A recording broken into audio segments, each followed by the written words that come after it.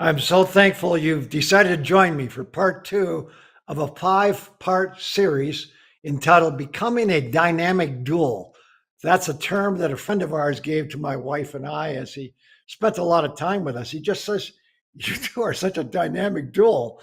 Well, that's how God designed it to be. And that's what God desires for your marriage, that the two of you will become one and you'll be a dynamic dual for God. So my second title in this five-part series is entitled Who is the One? It's a vital question that I had to ask in my life, in my marriage, to determine who was really in charge of the marriage, who was really behind it. So I pray that you'll listen to your two choices. The first choice is found in John chapter 1, verse 4. It says, "In him was life." In Jesus Christ, not in me, but in Jesus Christ is the life. In him was life, and the life, Jesus' life, was the light of men. So Jesus in me is to be the light that shines through in my life and my marriage. That's the first option that you have. And you can choose that. And we're going to discuss about choosing that here too. The second option that you have is just a couple verses down further, verse 11. It says, He came unto his own. So Jesus comes to his own. He comes to me personally, and he comes to every person on planet Earth, whether they profess Christianity or not, doesn't make an issue. He's no respecter of persons. So he came unto his own, and his own received him not. In other words, you can choose. You can choose to receive Christ as the light of your marriage, or you can choose to resist him. What is your choice going to be? So I want to take you through our personal testimony rather quickly so that you can see the process that Sal and I went through and how we gained becoming a dynamic dual. And I hope that you can put yourself in and enter in to the aspects that you'll discover in your life. And there may be additional aspects that the God's Spirit will whisper to your conscience that are unique to you. But the important thing is that you honestly ask yourself, who is the one in your marriage? So Sal and I were high school and college sweethearts. I'm taking you back to 1967 and a little bit beyond that. So I'm going back quite a ways here, 55 years. So, but Sal and I really we were high school and college sweethearts. And let me tell you, we were connected. We were in love. I don't know if anybody had as good as courtship as Sal and I did. We spent every free moment we could together. It didn't matter if we were separated, we'd call on the phone. If not, we'd write letters, we'd get together. I mean, every free moment we had. We were like Mud and Jeff, as they say. We were like Velcro. We wanted to be together, connected all the time. We couldn't get enough of each other. Honestly, we could, our cup, even though it was overflowing, could not be even more overflowing. It was a beautiful experience we had. We courted for 5 years. If you could have seen my college notebooks, and I went to a college that was up in the Upper Peninsula, Michigan, and Sally went to a college down in Milwaukee, Wisconsin. We were at least 5 hours apart, driving distance, 5-6 hours apart. But if you could see my college notebooks, what I'd be listening in my different courses, what did I have written on those notebooks? Sally, little hearts around, little arrows through them, always thinking of Sally, always on my mind. It's beautiful. God designed it to be that way because she was the girl of my dreams. She was everything I'd ever hoped for. And then we got married on March 25th, 1972. And yes, we had our 50th wedding anniversary this March. Our kids surprised us with a beautiful, beautiful get together and party. But anyways, we got married. And that's all we wanted. We never wanted to part. And as soon as we got married, the eroding process started. And it happens in almost absolutely every marriage. So for us, the eroding process that hit us is that Sally was a registered nurse. She was an RN. And so because she was just out of college, they gave her the night shift. So when I come home, she goes to work. And then I'm home lonely at night. And when she comes home, I go to work. And we were like two ships now passing in the night. We had more togetherness when we were courting than when we were married. And the devil knows that. He sees his opportunity.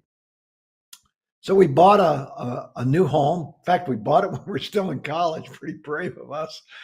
And pretty soon that home wasn't enough. It was a nice brand new home, 1,200 square feet, cute little place. And we wanted a more deluxe home. So we designed what we considered at that time with our finances the home of our dreams. And we moved into that home in a really, really nice subdivision, really nice lot. And then we decided we wanted to upgrade from there. And we're just in our late 20s right now. And so we moved to a country property with 40 acres, its own pond, its own springs, down a dead end of two roads.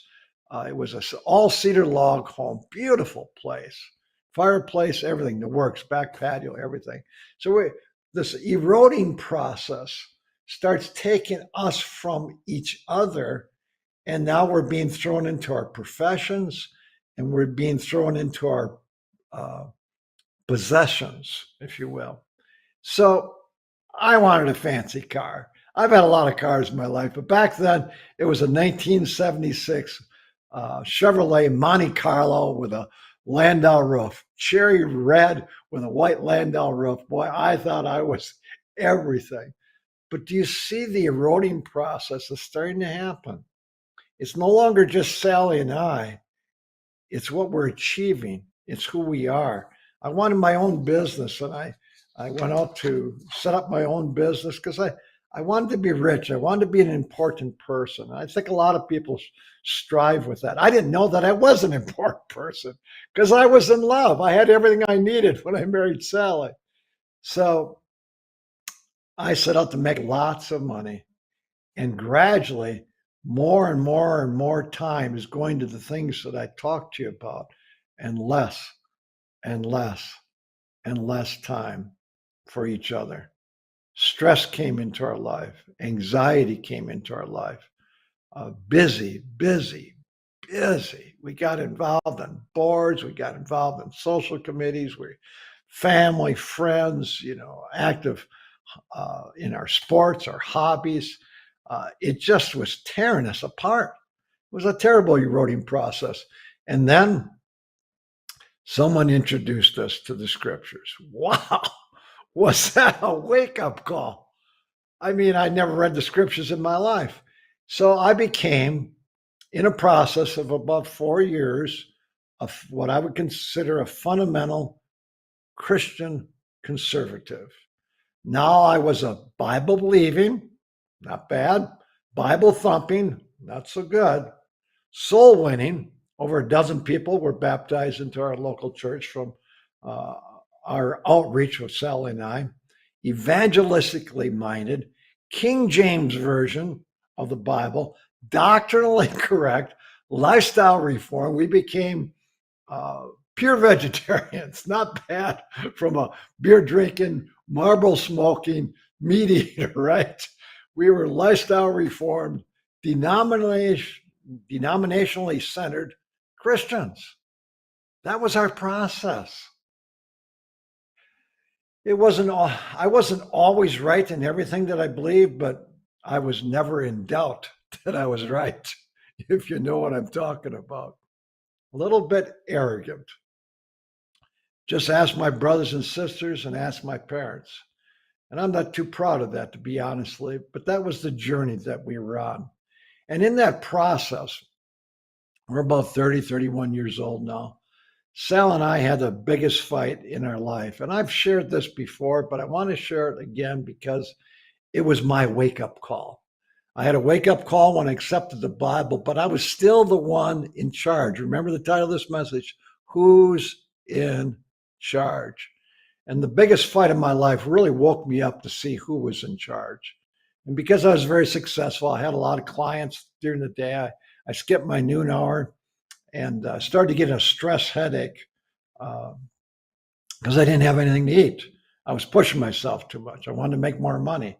By the time I came home, I was wound up. Oh, I was tighter than a tight spring. And I walked in the house, and my lovely wife had a fresh dress on. She had showered. Her hair was perfect. The table was all set. She had my favorite meal on. My two boys, who were aged 3 and 5 at the time, were sitting there. And I sat down. I was the head elder of my church by now. You know, I sat down and had prayer.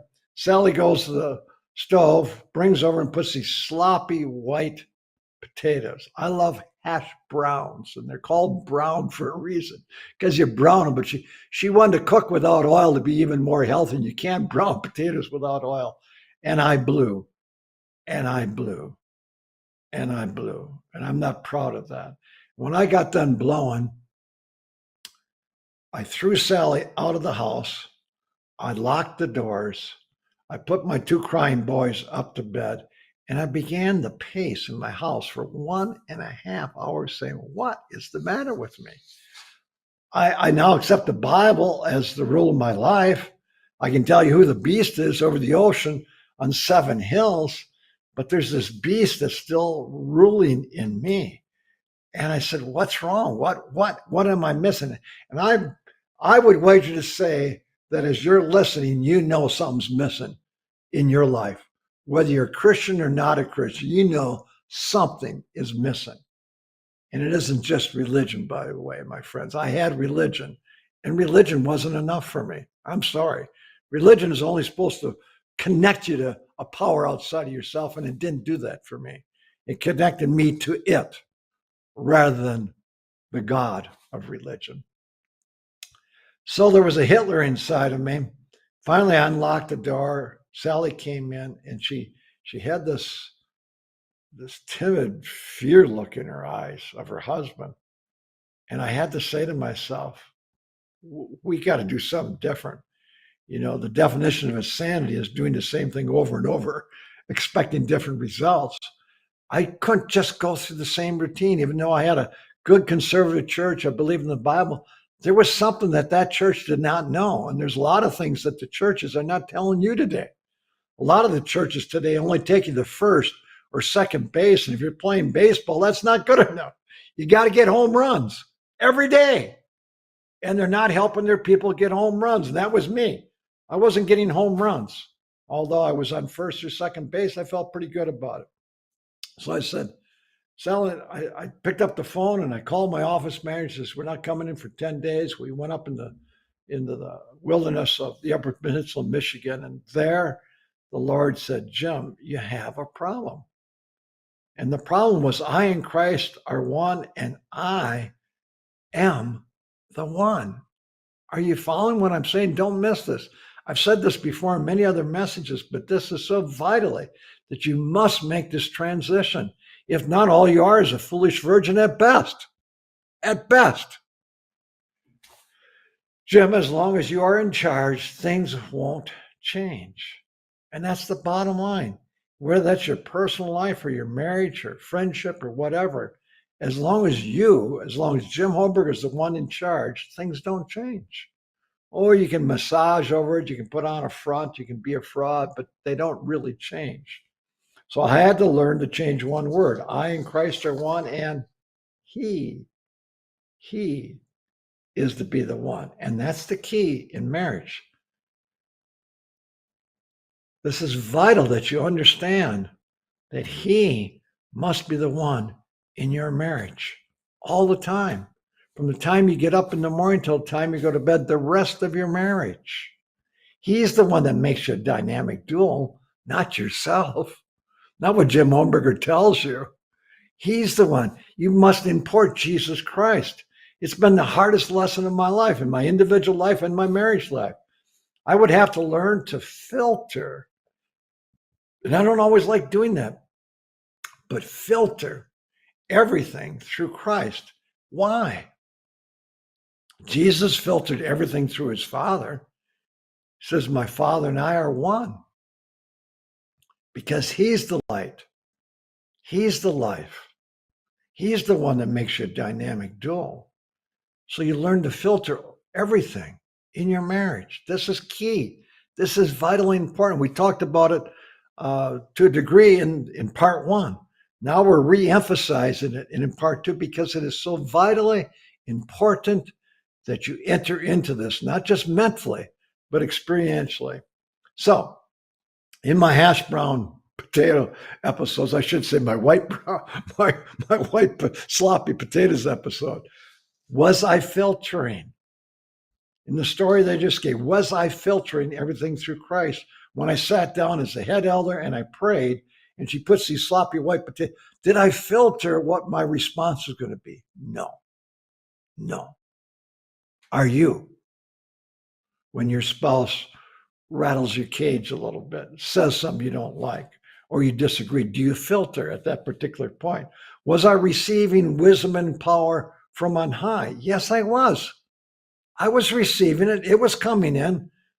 Hebrews 13:5 says, I will never leave thee nor forsake thee, so you may say that the Lord is my helper. God never leaves us. He's always there. He's always by our side. He's always whispering, Isaiah 30:21, and thine ears shall hear a word behind thee, saying, Jim, this is the way. Was I acting on that wisdom and power? No, that was the problem. I was receiving it, but I was resisting it. I was the one in charge. How about you? Was the problem Sally? No, it wasn't Sally. Well, was the problem sloppy white potatoes? No, it wasn't sloppy white potatoes. Was the problem my business? No.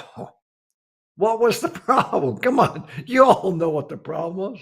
The problem was me, Jim Hohnberger. I was the problem. I wasn't allowing God to be in charge. I had religion, but I wasn't God governed.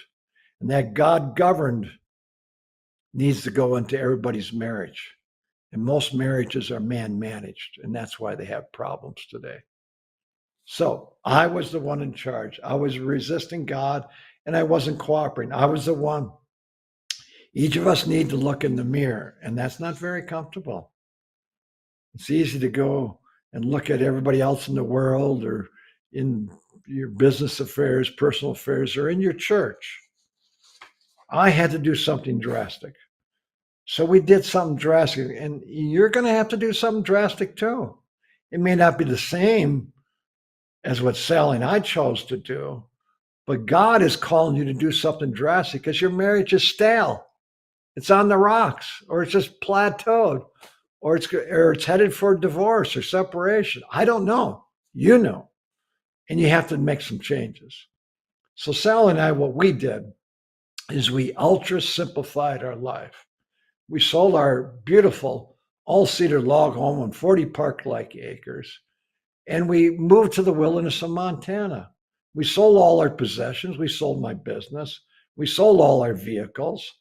And we ended up in a 960 square foot cabin up on a little plateau in the wilderness of Montana where there was only grizzly bears, elk, and moose and deer, and Sally and I and one other person. The presence of God. Because when you simplify your life, God's with you wherever you are. You may be in New York, you may be in Paris. I don't care where you are. God's with you, but you can't recognize it so easily there. In this setting, we could recognize God's presence with us very easily. No phone, no TV, 50 miles up a gravel world. And there, the Lord taught us what was missing. It took us years to figure out what we are sharing with you right now. And you can learn in a very short period of time what took us years to learn, because you can go through our experience and you can see if you identify, because the solution is pretty much the same. Some of the little specifics may change or alter, but the core of the solution is the same. John the Baptist said it well. He said, he must increase and I must decrease. Wow. What did that mean for me? I had to put my wife before me. I had to put the Lord before my wife and me. He must increase. God-centeredness, a God-governedness, not a man-managedness. We run into this in marriages all the time. Sal and I were working just this past week with a young couple. They've only been married a couple of years, and they're ready for divorce. And as we worked with them, one of the two you could see was just unwilling to let God in. And the other one was willing to let God in. And if the one doesn't let God in, there's not much hope for the marriage. I don't know if they'll hang on. I don't know what they'll do, but the one is coming over this afternoon. After I get done with us, we're going to talk further. He must increase and I must decrease. Yeah. What's God saying to you right now?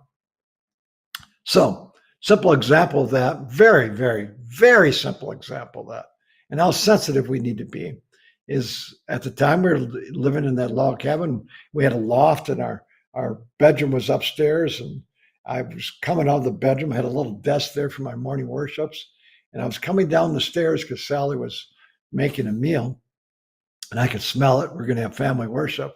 And at that time, Sally, and at this time too, actually, typically makes the bed. And as I'm walking down the steps, the Lord whispers to me, who's in charge of your life when God whispers? Jim, go back up and make the bed. So what do you do when God whispers to you? I'm not asking you if you want to make the bed. I'm not asking if it's your chore in your home. When God whispers to you, to your conscience, what do? That's the key to becoming a dynamic dual. Letting God manage your marriage, not yourself. When you let God in and he whispers to you, you say, yes, Lord. So I said, yes, Lord. And I went back up and I made the bed the way my wife likes it made, not the way I make it. You may say, well, that's no big deal. Yes, it is a big deal. Because Isaiah 2:22 says, cease ye from man. That's the key to allowing God in. You must cease from Jim Hohnberger. You must cease from managing your own life. You must let someone else in to oversee your life and guide you. That's what Jesus Christ did. That's why he came to the planet Earth. And he said, I can't in my own self do nothing, not even make a bed. God's in charge. That's the key. And because we don't allow that in our marriages, that's why over 50% of marriages end up in divorce today. And the 50% that don't divorce, 70% of that 50%, that's be another 35%, are just coexisting. They wouldn't remarry the same person. So you add 50% and 35%, you get 85% of marriages are miserable today. Only 15% really come out shining. Not a very good average, is it? So what about you? What percentage are you? Just ask Bob and Karen. We received a phone call. Bob was on the other line and he says, Jim, can you come and help us this weekend? Our marriage is in serious trouble. And when I got there, Bob says, let's go for a walk. He didn't let me come in. Sally went into the house and he says, Jim, Karen's going to divorce me if I'm not a new creature in Christ by the time you leave late Sunday. This is Friday. I says, Bob, you can be a new creature. You got to let God in. Got to let God be in charge. Karen has to see this, no longer Bob. So I took him to a very simple Bible verse, James 1:19. Let every man be swift to hear the still small voice to our conscience, our mind, our hearts.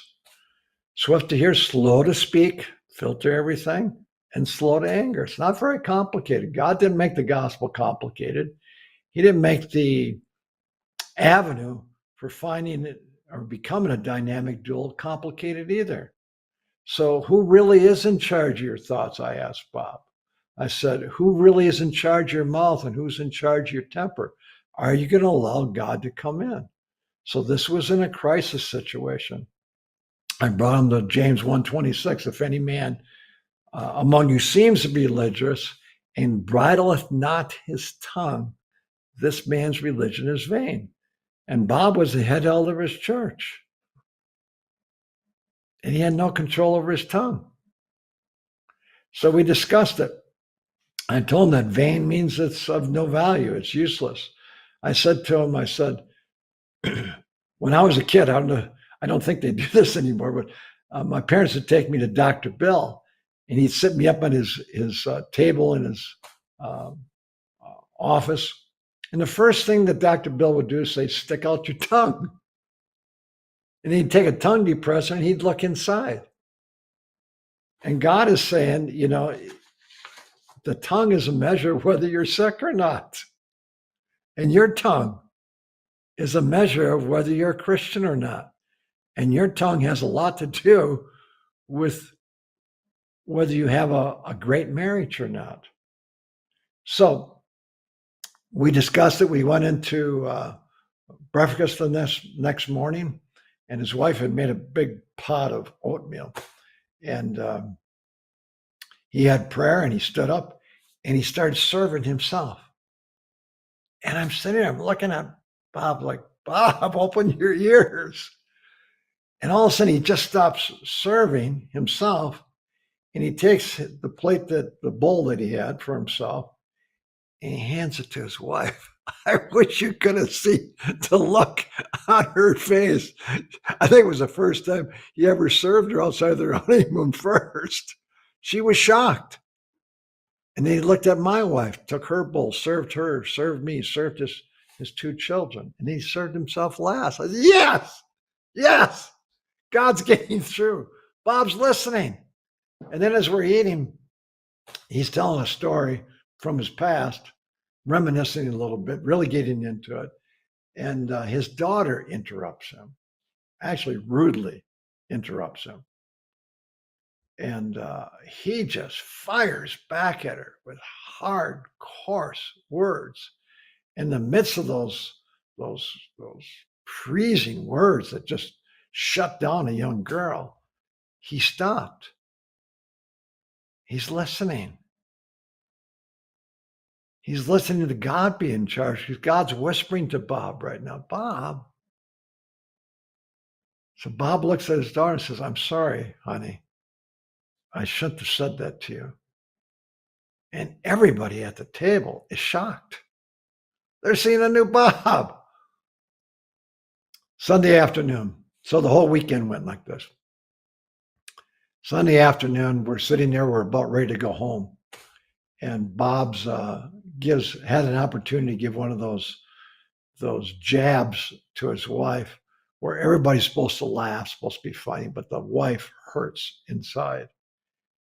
And he goes through and he starts giving this jab to his wife, and he stops again in the midst of it. And he looks at Karen and says, I'm so sorry. I have done this to you for over 21 years. Will you please forgive me?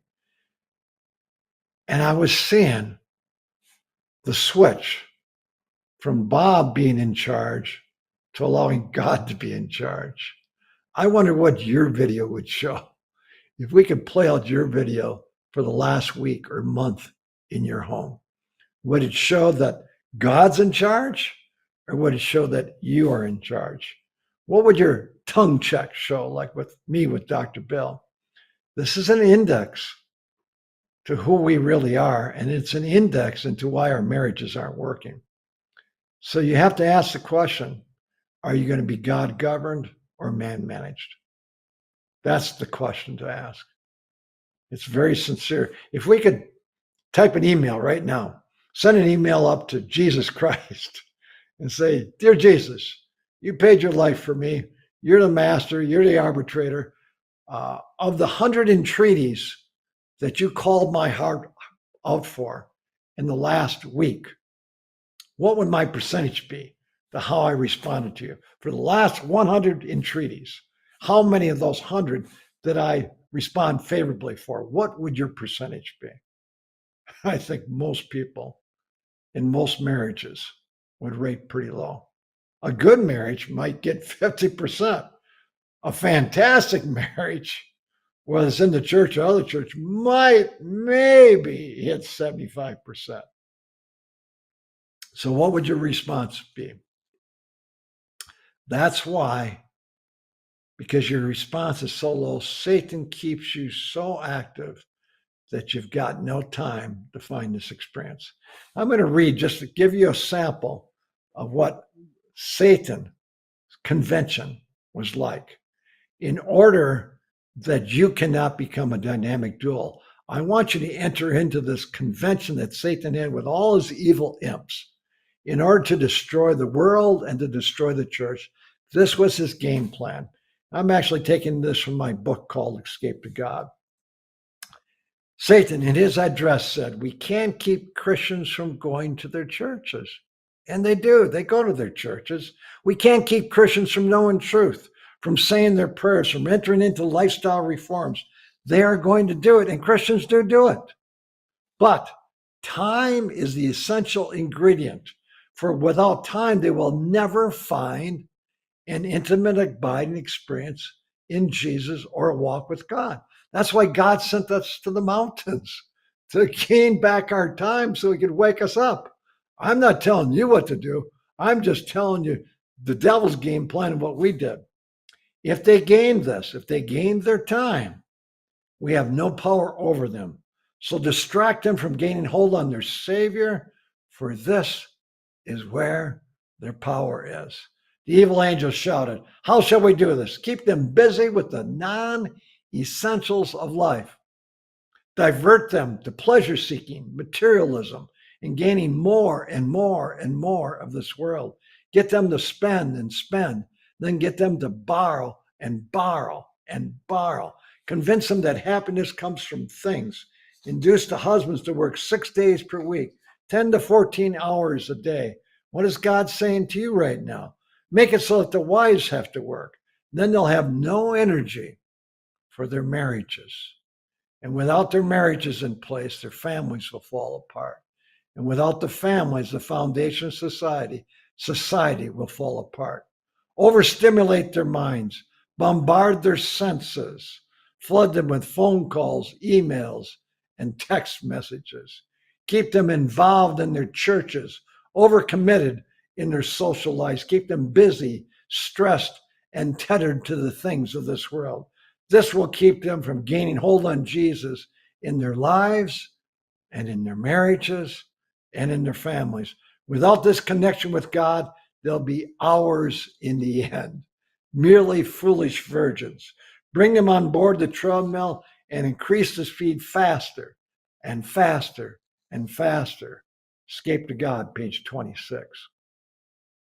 In the midst of the swirling tornado that all of us find ourselves in, and you have your own swirling tornado. You can probably add to that or subtract some of that, but you got your own swirling tornado. And in the midst of this, God is speaking. And thine ears shall hear a word behind thee saying, this is the way out for you. What is God saying to you right now? God wants to revitalize your marriage. He does. He wants you to be a dynamic dual. He wants to empower your life. He wants his life to shine through you. And God is no respecter of persons. God, if he has done it for me, he'll do it for anybody. It doesn't matter if you belong to a church or not a church. God threw his life down for everybody in this world. Absolutely everybody. And our responsibility is to learn how to listen to the still small voice. That voice is written in the Bible, and that voice attends our conscience every day. And we have to listen. That's why we read our Bible, so that we have a conscience that's sensitive to the still small voice of God, because he's the one that directs our marriage. He's the one that makes it a dynamic dual. And so we go to his word, we go to his spirit, and we say, God, I'm listening.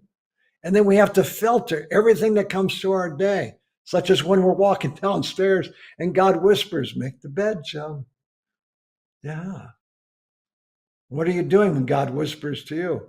Probably isn't dealing with making the bed. Maybe it's doing dishes, or I don't know what it is. God has 1,000 things he wants us to do that reconnect the marriage together. And he picks and chooses which one. Ours is to listen, to filter it, and then to choose. That's all Bob did that. By the way, they put their marriage back together. One weekend. He became a born-again Christian. One weekend, Friday night to Sunday afternoon, because he chose. He chose to go. Let's see how it works. So let me show you the opposite of my hash brown potatoes. I call this washing my hands, dear. And I've shared this before, but it's a classic. The first one was a classic to wake me up, hash brown potatoes. And the second was a classic that I found it. It works no matter what. I was out in my garage. I was fixing a chainsaw, got my hands full of grease and oil, came in the back of my log cabin. Right there to the left is the bathroom. I had the sink turned on. I had my hands full of soap, having a beautiful day with the Lord. And my lovely wife comes walking out of the kitchen. She stands in the doorway. She looks at me and says, "What you doing, dear?" And that's when the devil hit me. That's a stupid question. That's what the devil's whispering in my ear right now. Can't she see that you're washing your hands? And so now I've got the opportunity to listen, to filter, and to choose. What are you doing? I switched from sloppy potatoes and throwing my wife out of the house to listening to God, to filtering it through God. And I looked at my wife and I said, "Washing my hands, dear." And the victory was mine. We're in love today. Why? Because Jim Hohnberger is no longer in charge. I let God be in charge. That's why I meet with God every day in the morning, not just to memorize a text or to enter into theological discussions, but to give glory back to God. It's the first angel's message. Fear God and give glory to him. The only way you can give glory to God is to reflect his character in your everyday life and say, "Lord, I'm here. Use me as a vessel to first love my wife, then my children, then my church, then the world, to touch other people's lives." It's not complicated, is it? But will you enter into it? Isaiah 2:22, we shared that a little bit earlier. "Cease ye from man, whose breath is in his nostrils, for wherein shall he be accounted of?" I had to cease from Jim Hohnberger, and I had to let God be the life and the light of my life and my marriage. Not complicated. That's why Sal and I are dynamic dual, because she does the same thing, and it's beautiful. God takes your individuality and your uniqueness, and he blends it into one beautiful match that you couldn't have had by yourself. So have you ceased from self? Because this is the issue in every marriage. What are you going to do? Are you depending fully and entirely on Christ, working in you and through you and cooperating? It wasn't until Moses, if you go back in the Old Testament, and Moses was called to lead his people out of bondage. And God calls us as men to lead our marriages out of bondage, to lead our families out of bondage. But it wasn't until Moses found himself self-distrustful, slow of speech, and timid that God called Moses to deliver Israel out of bondage. And that's what I had to find. I had to be self-distrustful in my own marriage. I had to become slow of speech and timid. Unless Jim Hohnberger rises up again, and rather than Christ in me and through me. Moses said this, when God finally called him to deliver his people out of bondage, Moses says, "Who am I? Who am I?" Moses realized he was nobody, that only as he let God indwell him would he have the power to do it. He says, "Who am I that I should go unto Pharaoh and that I should bring forth the children of Israel out of Egypt?" Exodus 3:11. Who are you? That's the question that you have to ask. When Moses resolved this in his life, he became a tool in the hand of God. And when you realize this in your life and you let God in, you will become a dynamic dual in your marriage as well. Stay tuned for part 3, which will be my wife focused on her. She loves giving that message. And then I'll have part 4 focused on him. I love giving that message. And then we'll have part 5, which is extravagant love. Stay tuned, because we want you to become a dynamic dual and a tool in God's hands. God bless you.